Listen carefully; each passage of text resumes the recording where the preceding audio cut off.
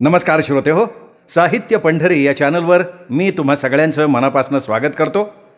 श्रोते हो, आजही तुम्ही ऐकणार आहात ग दी माडगुळकर यांची कथा. पण तत्पूर्वी तुम्ही जर आत्ता चॅनलवर पहिल्यांदा आला असाल किंवा अजूनपर्यंत चॅनल सबस्क्राईब केलेलं नसेल तर प्लीज चॅनल सबस्क्राईब करा. ऐकूयात गदिमांच्या लेखणीतनं साकारलेली कथा जबाबदारी. गंगाधर गोखलेचा स्टुडिओ हा आम्हा 4-2 मित्रांचा गप्पांचा अड्डा. संध्याकाळी आपापल्या कामावरनं परत आलो म्हणजे बहुतेक आम्ही त्याच्याकडे जातो. गंगाधर मुलखाचा गोष्टी वेल्हाळ. छायाचित्रकार झाला नसता तर तो मशहूर कथाकथक झाला असता. त्याच्याजवळ अनुभवांचा साठाही अमाप, सांगण्याची हातोटी सुरस. गिराईकांची वर्दळ नाहीशी झाली म्हणजे आम्ही सगळे एकत्र बसतो. समोरच्या उपहारगृहाकडे चहा भाज्यांची ऑर्डर जाते. काय बाळासाहेब, काय खबर बात? अशा प्रश्नानं गंगाधरच बोलणं सुरू करतो. सांगण्यासारखी आणि न सांगण्यासारखी, सामान्य किंवा असामान्य अशी एखादी खबरबात आम्हापैकी एकजण सांगतो. तो धागा हाती धरून मग गंगाधरच बोलायला लागतो. बैठकीचं संवादात्मक स्वरूप 10-5 मिनिटात आटोपतं. एकटा गंगाधर निवेदकाची भूमिका घेतो. आम्हा सर्वांच्या मुद्रांवर श्रोत्यांचे आविर्भाव आकारायला लागतात. मग 10 काय, 11 काय आणि मध्यरात्र काय, त्या गप्पांना वेळेचा धाक असा उरतच नाही. या गप्पाष्टक मंडळाचे सभासद रोज अचूक उपस्थित होतात. पण रोजची मैफल अपेक्षेप्रमाणे रंगतेच असं नाही. एखाद्या वेळी माझ्यासारखा एकटा दुकटा उपस्थित असतो, बाकीचे दांडी मारतात. एखाद्या वेळी सर्व सभासद उपस्थित असूनसुद्धा गंगाधरच कामात गुंतलेला असतो. तसा त्याचा व्यवसाय एक खांबी तंबूसारखा एकाधारित आहे. एखाद दुसरा सहकारी असतो पण तो बिगारी कामापुरता. कसं आहे, छायाचित्र घेणं हे अखेर कला आहे. छायाचित्र घेताना योग्य ती प्रकाश योजना करणं, चित्रविषयाला सौंदर्य देणं, ही कामं गंगाधरसारखे आणखीन कोणाला जमत नाहीत. डेव्हलपिंग, प्रिंटिंग या विषयातसुद्धा गंगाधर अन्य कोणावर विसंबून राहत नाही. कधीकधी तर तो एकटाच्या एकटा हा सगळा कारभार सांभाळत असतो. अनेक देशी विदेशी प्रदर्शनात त्यांनी महत्त्वाची पारितोषिकं मिळवली आहेत. हिंदी चित्रपटसृष्टीतसुद्धा स्थिर चित्रकार, चलचित्रकार म्हणून त्यांनी महत्त्वाची कामगिरी बजावली आहे. त्याच्या व्यवसायाचा व्याप महाराष्ट्राचा केवढा भाग व्यापून राहिला आहे हे सांगता येणार नाही, पण आमच्या पुण्यात तरी तो प्रथम दर्जाचा छायाचित्रकार म्हणून ओळखला जातो. हुबेहूब छायाचित्र घेणं हे काम यंत्रही करू शकतं. त्या हुबेहूब चित्रात आणखीन काही खुबी नकळत मिसळणं हे कलावंताचं कसब आहे. तसा गंगाधर महागडा छायाचित्रकार. ओळखपत्रासाठी छायाचित्र काढणारा धंदेवाला नाहीच तो. त्याला गिऱ्हाईकही खूप असतं. पण गर्दीची वर्दळ असह्य व्हावी इतका हावरटपणा तो कधीही करत नाही. निवडक माणसं निवडक कामासाठी आमच्या गोखल्यांची निवड करतात. गंगाधर गोष्टी वेल्हाळ आहे, पण गिरायकांची फाजील बडबड करायची त्याला मुळीच सवय नाही. प्रत्यक्ष कामात असताना तो वेगळा दिसतो, वेगळ्या प्रकारानं वागतो सुद्धा. त्या दिवशी मी त्याच्याकडे गेलो तेव्हा तो आपल्या अंधाऱ्या खोलीत होता. बाहेरचं दालन रिकामं होतं. चारी बाजूनी बंदस्त केलेल्या स्टुडिओच्या खोलीत सगळं चिडीचिप होतं. बहुतेक आज काम फारसं नसावं. बाहेरच्या दालनात दिवा जळत होता पण पंखा गप्प होता. मी अंधार खोलीच्या दारावर टकटक केली, त्यांनीही आतनं टकटक केली. हा संकेत होता.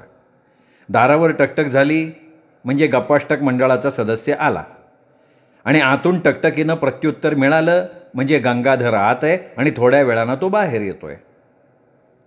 मी पंखा चालू केला आणि हजारो वेळा पाहिलेली शोकेसमधली नमुन्याची छायाचित्र बघायला लागलो.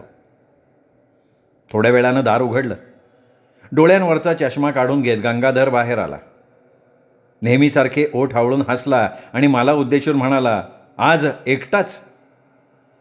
त्याच्या प्रश्नाला उत्तर न देता मीच त्याला विचारलं, ते देव, देशपांडे, सोमण कुणीच नाहीत का आज? खालचा ओठ आवळून गंगाधरनं नकारार्थी मान हलवली आणि मला उद्देशून तो म्हणाला, आलोच. कुठे जातोस असं मी त्याला विचारलं नाही. तो पायऱ्या उतरला आणि मी उगीचच त्याच्या अंधार खोलीकडे वळालो. तिथला तांबडा दिवा लावला. आतल्या एका आडव्या तारेवर लाकडाच्या चिमट्यात अडकवलेल्या कैक निगेटिव्ज लोंबत होत्या आणि त्यांच्या खाली एका पसरट ॲनिमल ट्रेमध्ये काही ताज्या चित्रकृती भिजत होत्या. माझं लक्ष गेलं. तांबड्या प्रकाशात एका बालकाची मुद्रा मला उठावदारपणे जाणवली. नवल वाटलं. त्या बालकाचं हसू उबेहूब गंगाधरच्या हसण्यासारखं होतं. नुसतं हसूच काय, कपाळपट्टी, नाक, जिवणी, वरच्या दातांचे ओठाबाहेर डोकावणं हे सुद्धा. तो गंगाधरच्या अपत्याचा फोटो असावा किंवा त्याच्या स्वतःच्या बालपणीची ती छबी असावी. गंगाधरचा मुलगा आत्ता 12-13 वर्षाचा असेल. मग त्याच्या लहानपणाचं चित्र आज तयार करायचं काय कारण? आणि ते गंगाधरच्या मुलाचं चित्र नव्हतंच. गंगाधरचा मुलगा मी अनेक वेळा बघितला होता. तो मातृमुखी आहे. मग हे चित्र कोणाचं? गंगाधरचं स्वतःचं? त्याचं बालपण तर सातारा जिल्ह्यातल्या एका खेडेगावात गेलं होतं आणि 40 वर्षांपूर्वी बुशकोट नावाची वस्तूच अस्तित्वात नव्हती आणि ह्या बालकाच्या अंगावर तर चक्क वेलबुट्टीचा बुशकोट दिसत होता. मी उगाच चिंतेत पडलो की हे छायाचित्र कोणाचं? गंगाधरच्या मुलीचा चेहराही हुबेहूब बापासारखा नाही आणि मुलाचाही नाही. हे चित्र गंगाधरचं सुद्धा नाही. मग कोणाचं? तोवर गंगाधर आला आणि त्यांनी स्टुडिओचं ओढदार खाली ओढलं. अंधार खोलीतला तांबडा दिवा मालवून मीही बाहेरच्या दालनात आलो. ओठ आवळून हसत गंगाधरनं आपल्या पॅन्टच्या खिशातनं एक पाईंट काढली. हां, काय? नाही, आज फार जरूर होती या पेयाची. संध्याकाळीच मी कोपऱ्यातल्या केमिस्टला सांगून ठेवलं होतं, तुम्ही कोणी याल म्हणून वाटसुद्धा बघत होतो. नाही, मला उशीर झाला आज. मला वाटलं की तू गेलास का काय स्टुडिओ बंद करून. वाजले किती? 10:30 होऊन गेले की. तेच म्हटलं मी, नीतिमान माणूस तू, नियमाप्रमाणे घरी परतायचास. नाही, माझं डोकं चक्रावलं आहे आज. का? तेच सांगतो तुला. माझी उत्कंठा वाढली. गंगाधर स्टुडिओच्या खोलीकडे सटकला. 2 खुर्च्या घेऊन त्यांनी समोरासमोर ठेवल्या. तिपाईमध्ये घेतली. 2 पेले, पाण्याची सुरई आणली. पॅन्टच्या दुसऱ्या खिशातनं मसालेदार काजूची पुडी काढली, ती उघडी केली आणि बाटलीचं टोपण उलट्या फिरकीनं निखळत तो म्हणाला, रखो तशरीफ रखो. आणि तसेच ओठ आवळून हसला. माझ्या डोळ्यापुढे पटकन त्या बालकाचं छायाचित्र आलं. मागचा पुढचा संदर्भ न सांगता मी पटकन विचारलं, अरे तो फोटो कोणाचा रे? कुठला? आत प्रिंट काढलायस ना, ट्रेमध्येच आहे की अजून? हां. गंगाधरनं त्यानंतर एक निश्वास टाकला. त्याच्या चेहऱ्यावर एक चमत्कारिक गंभीरता आली. उघड्या बाटलीतलं तांबडे लाल पेय त्यांनी दोन्ही पेल्यात सारख्या प्रमाणात ओतलं. जमिनीवरची सुरई उचलली. तिच्यातलं थंडगार पाणी त्या पेल्यात ओतता ओतता वर बघत तो म्हणाला, हाही एक अनुभव आहे. हां?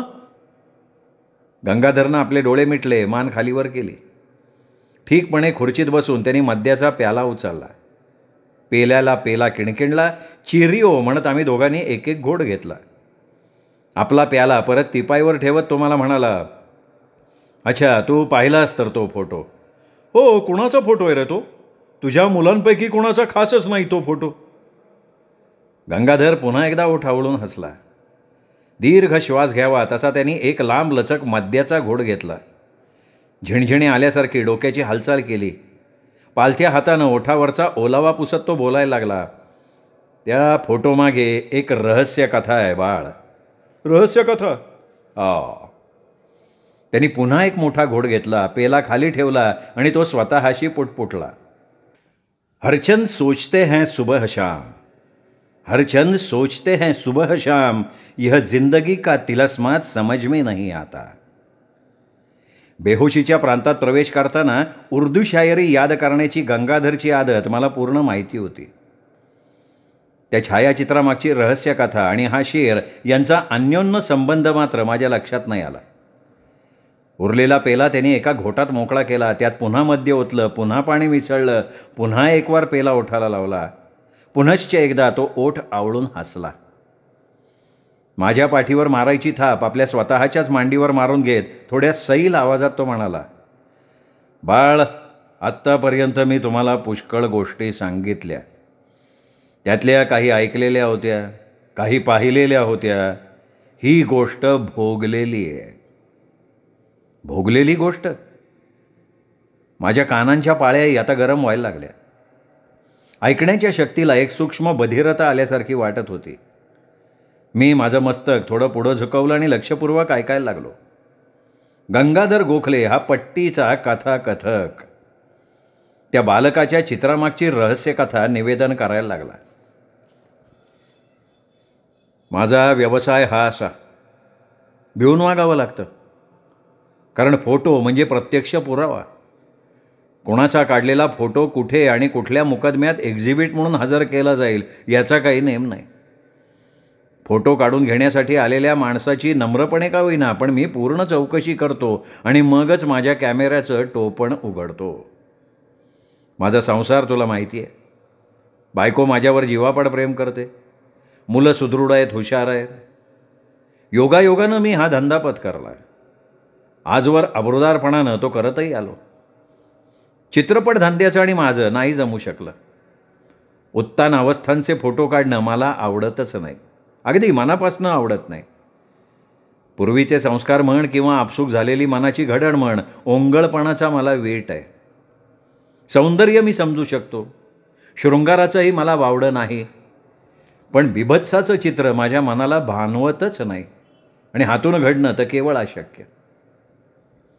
गंगाधर हे सगळं प्रामाणिकपणे बोलत होता आणि ते सत्यही होतं. तो तसं केवळ आत्मनिवेदन करत राहिला असता तरी मला कंटाळा आला नसता, कारण वाणीची देणगी त्याला उपजत होती. माझं औत्सुक्य अधीर झालं होतं त्या लहान मुलाच्या फोटो पाठीमागे दडलेली रहस्यकथा ऐकण्यासाठी. मी उतावळा झालो होतो. अरे हो, पण ते रहस्य सांगतो. ते रहस्यही सांगतो आणि कथाही सांगतो. तोंडाला लावलेल्या पेल्याचं बूड आपल्या ओठाशी पूर्ण उपडं करून त्यांनी पेला खाली ठेवला. खाऱ्या काजूचा एक तुकडा जिभेवर ठेवून त्यांनी तो तोंडातल्या तोंडात चाळवला आणि थोड्या वेळानं तो सलगपणे सांगायला लागला. 3-1 वर्ष झाली असतील त्या गोष्टीला. असाच जानेवारी महिना होता. या जागेत नुकताच स्टुडिओ आणला होता मी. तुला ठाऊक आहे, आपल्या स्टुडिओला डे अँड नाईट स्टुडिओ असं नाव पडू नये म्हणून मी किती खबरदारी घेतो. 9:30च्या पुढे फोटो घ्यायचं काम तर मी अजिबात करत नाही. रात्री बेरात्री इथे थांबलो तर फक्त डेव्हलपिंग, प्रिंटिंग अशा कामांसाठी. एका रात्री मी असाच थांबलो होतो. सहकारी निघून गेले होते. 9:45ची वेळ असेल. लक्ष्मी रस्ता जागा होता, पण कोलाहल, वर्दळ खूप कमी होती. डेव्हलपिंगच्या कामासाठी म्हणून अंधार खोलीकडे वळताना मी दाराची झडप खाली पाडणार एवढ्यात एक मुलगी पायरीपाशी आली.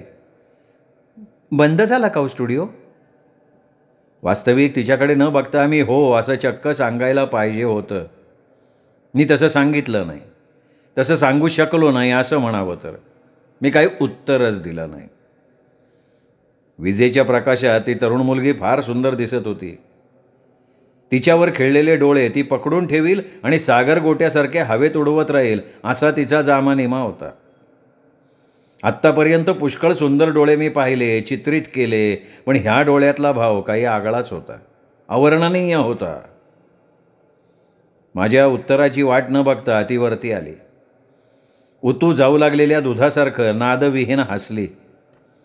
आपल्या मुलायम अंगलटीला लाडीक झोले देत म्हणाली, आम्हाला आत्ताच फोटो काढायला हवाय हो. आम्हाला हा शब्द ऐकल्यावर मी उमजलो. हिच्या अंगावर मोजकेच दागिने होते, पण परंपरागत सौभाग्यालंकार माझ्या दृष्टीला काही पडले नाहीत. ती कोणाच्या तरी प्रेमात पडली असावी. त्याच प्रियकराशी लग्न करण्याचा निर्धार तिने आपल्या वडिलांना बोलून दाखवला असावा. वडिलांनी होकार दिला असावा. लग्न ठरलेलं असावं. अविवाहित अवस्थेतल्या उत्कट प्रेमाची खूण म्हणून आपल्या जोडीचं एखादं छानदार चित्र असावं असं वाटून ती दोघंजणं या ठिकाणी आली असावीत. या इतका विचार माझ्या मनात झटकन येऊन गेला आणि अभावितपणे मी विचारलं, ते कुठे आहेत? कोण जाणे, येतो म्हणाले वेळेवर, पण आले नाहीत. कदाचित येतीलही. पुष्कळ वेगवेगळ्या पोझेसमधले फोटो काढायचे तुम्हाला. हे सगळं बोलत असताना तिने इतक्या लाडीक आणि लाजऱ्या हालचाली केल्या की मी थोडासा मोहूनच गेलो. सुशीला आणि मुलं तिच्या माहेरी गेली होती. घरी परतलंच पाहिजे अशी अवस्था निदान त्या रात्री तरी नव्हती. मी स्वतः म्हटलं का माझ्या सौंदर्यासक्तीनं संवाद केला. काय झालं कोणास माहीत. ठीक आहे, मग घेऊयात की आपण फोटो. माझ्या बाजूने होकार उमटला. छान, तीही म्हणाली. आम्ही दोघं मग स्टुडिओत गेलो. तुला शपथ सांगतो बाळ, नंतरचे 2 तास कसे गेले माझं मलाच कळलं नाही. टप्पोऱ्या डोळ्यांची, गुलाबी अंगाची ती नवयौवना कालिदासाच्या शकुंतलेसारखी अस्तित्वात नसलेल्या कुण्या वेलींना पाणी घालत होती. माझ्या दोन्ही डोळ्यांच्या 2 पापण्या एका गंधवेड्या भ्रमराचे पंख झाले होते. यौवन भारामुळे तिचे रेखीव अवयव फुलारले होते. कंचुकी सैल करण्यासाठी कुणी अनुसया आसपास नव्हती. माझ्या डोळ्यांचं नादशून्य गुणगुणणं आणि तिचं वेलींना पाणी घालणं निर्वेधपणे चालू राहिलं. तिचा दुष्यंत फिरकला नाही तो नाहीच. तेवढ्या अवधीत मी तिची 5-6 छायाचित्र घेतली, वेगवेगळ्या पोजमधली. तिच्या अंगाचाही मला अनेक वेळा स्पर्श झाला. तिच्या श्वासाचा गंध असंख्य वेळा सुखावून गेला. अचूक प्रकाश योजनेसाठी विजेच्या दिव्यांची जणू गरजच उरली नाही. मूळचं सौंदर्य उठावदारपणे दिसण्यासाठी जो आणि जसा प्रकाश हवा होता तो अगदी तसाच माझी दृष्टी टाकायला लागली. छायाचित्रणाचा व्यवसाय करणाऱ्या माणसाच्या मनात ज्या तऱ्हेच्या भावना आपल्या चित्रविषयाबद्दल उपजू नयेत अशा तऱ्हेच्या भावना माझ्या तनामनात उसळत असल्याचं मला जाणवलं. मी थोडा ओशाळलो, सावधही झालो. स्वतःला सावरण्या इतकं भान माझ्यापाशी होतं, पण ती मात्र अगदी मोकळेपणानं वागत होती. कृत्रिमपणाचा लवलेशसुद्धा तिच्या कुठल्याही हालचालीत दिसत नव्हता. सगळे फोटो घेऊन झाले. आता तिची कुठलीही कल्पना चित्रित करायची राहिली नाही असं तिलाच वाटलं. तेव्हा ती थोडा वेळ स्तब्ध उभी राहिली, हनुवटीखाली बोट धरून टप्पोऱ्या डोळ्यांची बुबळं आड्याकडं फिरवत. ओघळलेला पदर तसाच ओघळू देत. तिच्या वक्षस्थळाचा आवृत्त उभार माझे डोळे खिळवून टाकतोय हे तिच्या ध्यानातही आलं नाही. तिच्या जुळ्या वक्षस्थळातल्या निरुंद पोकळीचं मऊपण ओलसर झालं होतं. दवात भिजलेल्या त्या केवड्याच्या पानांचा सुगंध मला धुंदावत होता. वासनेचे सर्प माझ्या सर्वांगात सळसळायला लागले होते. हे असं नाही होत मला सहसा कधी. विषयाच्या विषयात मी तृप्त माणूस आहे. सुशिलेच्या माहेरवासाचा परिणाम म्हण की त्या तरुणीच्या असीम आकर्षणाचा विजय म्हण, मी चळल्यासारखा झालो. एकदम पुढं व्हावं आणि नाही, पण मी जागा नाही सोडली. माझ्या कॅमेऱ्यापाशीच मी उभा होतो. आय्या, एक विसरलो, तीच लाडीकपणानं बोलली. आता काय राहिलं आणखी? मी आवाज खूप कोरडा करण्याचा प्रयत्न केला, तरीही तो तितकाच ओलसर उतरलेला असावा. मला का नाही आणखीन एक पोज हवी होती. पोज म्हणजे पोज नाही. मग हसाल तुम्ही? असं म्हणत ती स्वतः मन मोकळं हसली. तिचं हसणंही झिणझिणे आणणारं होतं. मी काही विचारायच्या आधी ती भरकन माझ्या शेजारी आली आणि माझ्या खांद्याला खांदा भिडवून म्हणाली, अहो सारखीच आहे की तुमची आणि माझी उंची. मी आश्चर्यचकित होऊन काही विचारणार तोच ती माझ्या पुढ्यात आली. फोटोसाठी प्रथम पोज देताना मी तिच्याकडे बघितलं होतं तसं ती माझ्याकडे बघायला लागली. मला काही अर्थबोध होईना. कोट असेल ना इथे तुमचा? वाय ना. का? पॅन्टच्या रंगाचा? अर्थात. मग झालंच की काम. अत्यंत खुशीत येऊन तिने टाळी वाजवली. कसलं काम? केलं पाहिजे तुम्ही हे माझ्यासाठी. अहो सांगा तर खरं. मला का नाही सूटपॅन्ट घातलेला स्वतःचा असा एक फोटो काढायचा आहे. त्यांचं आणि माझं तसं ठरलं होतं, पण ते आलेच नाहीत. तुमच्या अंगाचा कोट आणि पॅन्ट मला बरोबर होईल. होईल का नाही? होईल का नाही हा प्रश्न तिने इतक्या लाडीकपणानं विचारला की त्याचं नकारार्थी उत्तर देणं मला सुधारलंच नाही. अहो पण माझे ओठ काहीतरी पुटपुटले. पण काय? माझ्याकडे दुसरे कपडे नाही आहेत. चड्डी आणि बनियन तर असेल? ती सहज म्हणाली. कल्पना कर बाळ, तारुण्यानं मुसमुसलेली एक तरुण मुलगी, तिच्या हालचालीनं बेसावत झालेला माझ्यासारखा ज्ञातास्वाद. ज्ञातास्वाद असणार रे? हो अगदी बरोबर, ज्ञातास्वाद. गंगाधरची कथा ऐकता ऐकता ऐकणारा मी सुद्धा बेहोशीच्या डोलात उतरलो होतो. जडावलेल्या जिभेनं कालिदासाची ती उक्ती मी पूर्ण उद्धृत केली. ज्ञाता स्वादो निवृत्त जगना को विहातू समर्थ. हां, तेच ते. गंगाधर पुढे सांगायला लागला. वेड्यासारखी मी माझी पॅन्ट, शर्ट, कोट तिला काढून दिला. तिने तो पुरुषी पेहराव आपल्या अंगावर घातला. माझ्या अंगावर राहिला फक्त गंजी फ्रॉक आणि चड्डी. पोज देऊन प्रकाश योजना बरोबर साधून तो फोटो घेऊन होईपर्यंत. बोलता बोलता गंगाधर गप्प झाला. पुढच्या सर्व घटनांचे बारकावे वर्णन करून सांगणं त्याच्यासारख्या पट्टीच्या कथाकथकालाही अवघड झालेलं होतं. बाटलीत उरलेलं सर्वच्या सर्व मद्य त्यांनी पेल्यात ओतलं. पाणी न मिसळता तो ते कच्चं पेय घटाघटा प्याला आणि तोल गेल्यासारखा झुकला. समोरच्या तिपाईवर डोकं ठेवून डोक्याची चमत्कारिक हालचाल करत तो मला उद्देशून म्हणाला, बाळ, रिसाइड दॅट कपलेट अगेन. पुढे काय झालं असेल ते माझ्याही लक्षात आलं. खुर्चीच्या पाठीला रेलून बेहोश अवस्थेत मी सैलपणे पडून राहिलो. आठवून आठवून गंगाधरच त्या ओळी म्हणण्याचा प्रयत्न करत होता. ज्ञाता स्वादो निवृत्त जगनम को विहांतुम समर्थाः. 15-1 मिनटं तशीच गेली. गंगाधर तिपाईवर डोकं ठेवून पडला होता. मी माझ्या खुर्चीत रेललो होतो. किंचित शुद्धी आल्यासारखी झाली. मी कॅप्स्टन पेटवली, ती संपूर्ण संपवली. तिपाईवरची बाटली पूर्ण मोकळी झाली आहे हे माझ्या लक्षात आलं. मी ती पुढ्यात ओढली. एक काडी ओढली आणि ती तशीच जळत्या अवस्थेत बाटलीत सोडली. भप्प दिशी आवाज झाला. तसं गंगाधरनं आपलं डोकं उचललं. खुर्चीतल्या खुर्चीत नीड बसून त्याने विचारलं, काय झालं? बाटलीतला राक्षस जळाला. नाही, मी त्या सगळ्या प्रिंट निगेटिव्हसुद्धा जाळून टाकल्या. कुठल्या रे? अरे त्या मुलीच्या फोटोच्या. का? ती प्रिंट न्यायला आली नाही. माझा व्यवसाय आहे छायाचित्रकाराचा. या व्यवसायाची काही जबाबदारी आहे. अरे हो, पण मला सांग, त्या मुलाच्या फोटोचा आणि ह्या 2 गोष्टींचा संबंध काय? सांगतो. गंगाधर पुरा सावरून बसला आता. त्यांनी माझ्याकडनं एक सिगरेट मागून घेतली. ती चेतवली. तिचे 1-2 झुरके घेतल्यासारखं केलं. नेहमीच्या लकबीसारखे तो ओठ आवळून हसला. आता त्याचा चेहरा बरोबर त्या मुलाच्या चेहऱ्यासारखा दिसायला लागला. बाळा, काल दुपारी 4:30च्या सुमाराला एक कपल स्टुडिओत आलं. मी बाहेरच्या दालनातल्या टेबलाशी बसलो होतो. चाहूल येताच वर बघितलं आणि मी थक्कच आलो.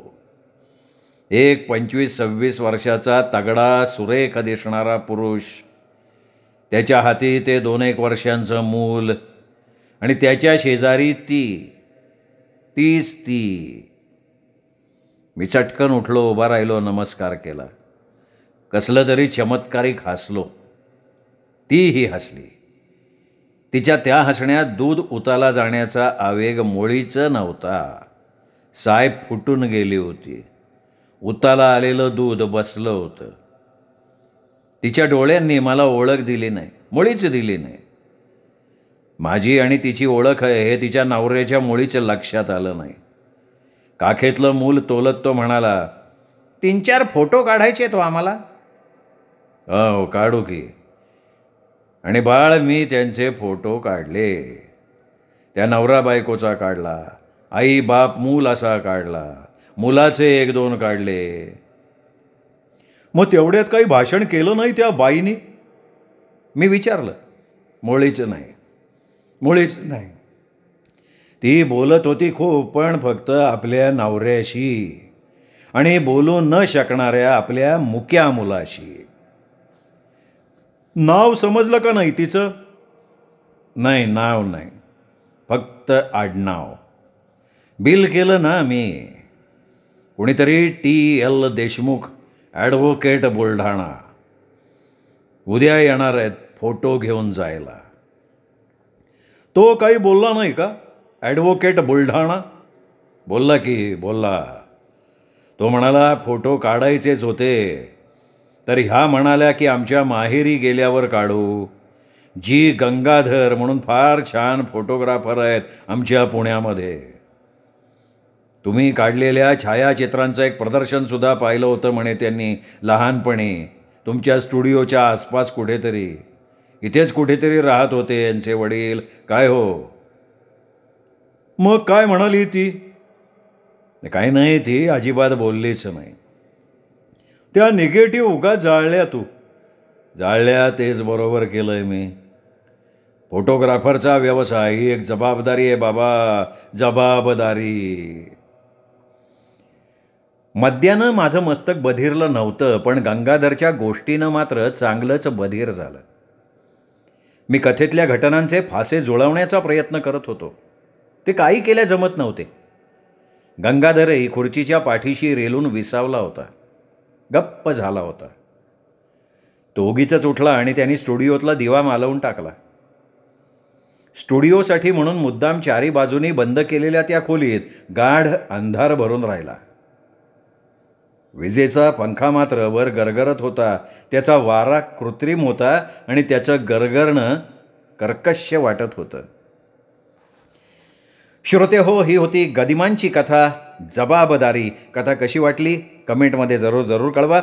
आणि हो, हा व्हिडिओ मात्र लाईक करा आणि व्हिडिओ तुमच्या मित्रपरिवारात नातेवाईकात शेअर करायला काहीच हरकत नाही.